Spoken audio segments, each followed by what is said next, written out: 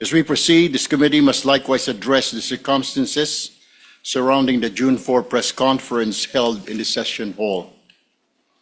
That press conference was presented to the public as a blue ribbon committee proceeding despite having no authorization from the duly recognized chairman of the committee or from the office of the acting Senate President.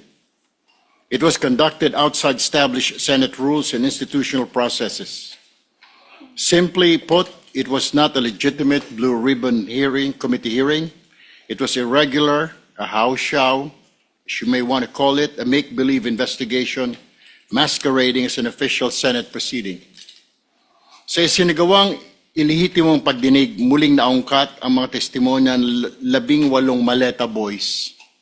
Kaugnay sa di umanay milyon-milyong kickback mula sa flood control projects na dineliver daw nila sa ilang mga opisyal, kabilang na po sa inyong lingkod at maging sa isang pari. Ito po ay walang basihan, walang katotohanan, ni walang naipresentan dokumento, resibo, o anumang konkretong patunay, kundi puro salita lamang. Madali pong magturo, madaling gumawa ng kwento at napakadaling manira na reputasyon. Kaya tungkulin po ng Blue Ribbon Committee na tiyakin ang bawat alegasyon ay nakabatay sa matibay na ebidensya at mapagkatiwalaang testimonya.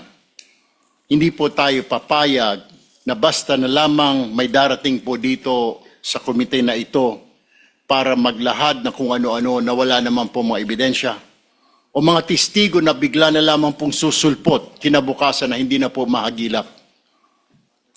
Hindi tayo narito upang magbigay ng hatol batay lamang po sa mga haka-haka.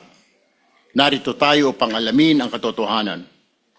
At this juncture, please allow me to acknowledge the presence of my esteemed colleagues, Senators Kiko Pangilinan, our Vice Chairperson, our Acting Senate President, Senate Pro Tempore Win Gatchalian, and my colleague, Senator Rafi Tulfo. Thank you for coming today.